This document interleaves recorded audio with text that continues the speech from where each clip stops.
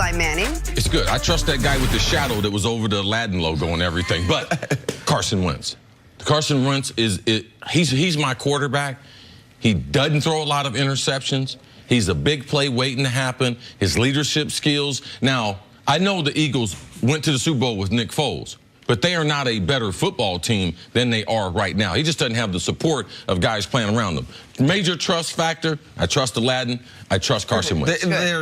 This is the easiest question we'll be asked all day. The answer is Carson Wentz. Eli's Walter Payton Man of the Year, 2 Super Bowls, all the respect in the world, Eli. But in 2018, I think I might have trusted Carson Wentz during his ACL rehab more than I trust Eli Manning at this moment. So, no, Carson Wentz If we were getting ready for a playoff game, we've been like, which one of these guys you trust more? Oh, okay now. Hey. Did that change? Then you'd have a conversation because Carson Wentz, you ain't seen him. All right, then you'd be like, hey, Eli, the bandwagon for Eli. If you get him to the playoffs, Eli's a different guy. If he gets to the playoffs, that's a fair point. But in week 6, Carson Wentz. 1 and 4, Carson Wentz. Absolutely. Rainstorm, tornado, hurricane. Don't miss a first look at Disney's new movie, Aladdin, tonight on Fox. All right, time now for stories to start your morning. Patriots cornerback Stephon Gilmore finally gave Jalen Ramsey a little dose of his own medicine. Ramsey had a lot to say before the season started. Yesterday, Gilmore said of Ramsey, a lot of guys that talk are mostly zone guys, so they got a lot of energy to do that. It's actually quite clever. See, any truth to this? Well, Stephon Gilmore's a guy that does not talk an awful lot. Really quiet guy. I got a chance to meet him. We trained him for the combine. He works out down in South Florida, so he's playing tremendous football. Didn't necessarily do that when he came over initially from Buffalo, but he can be a shutdown corner. The reason why the Pats are so successful now is because of their secondary. Some of these guys do play zone. Jalen Ramsey, he plays zone and man. Jalen can talk. Just don't talk too much. So I'm with Jalen talking.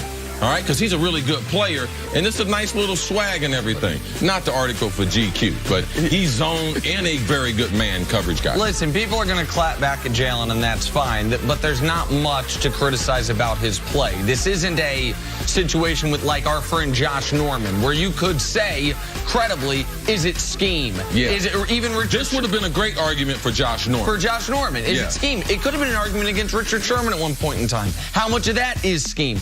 Jalen Ramsey, any scheme, any system, he's like Patrick Peterson. He's going to be an elite corner no matter where you put him. He knows the difference between sick and sit 'em.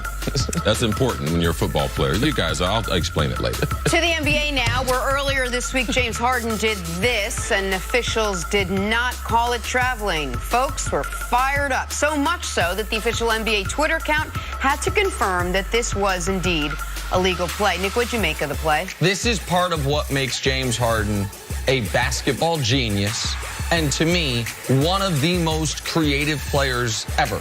Every year he comes back with something new. Great word choice, creative. Every year, some guys are in the lab, he's in the rule book, and he's like, okay, what are the official rules? Yeah, absolutely. How can I exploit them? And you know what? There ain't nothing wrong with that. He's not the most athletic guy. He doesn't jump the highest. He's not the most explosive, yet he's won scoring title. He's won an MVP. Maybe should have won a couple MVPs because he figures things out. He is crafty. I have all the respect in the world for him on this. Same way New England does. Same way Tom Brady does. You tap Tom Brady on his head, he'll tell him, hey, ref, hey, that guy touched me. You can't do that anymore. Take advantage of the rules, be a student of the game, and people don't give him credit for how creative he is. Great word choice there.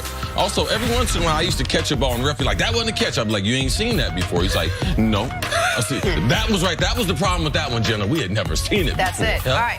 Lonzo Ball made his debut alongside LeBron last night as the Lakers took on Golden State. LeBron had 15 points. Lonzo chipped in 7 coming off the bench. See, you watch this. What was your biggest takeaway seeing these two together? I like Lonzo. I'm glad to see him back into the lineup.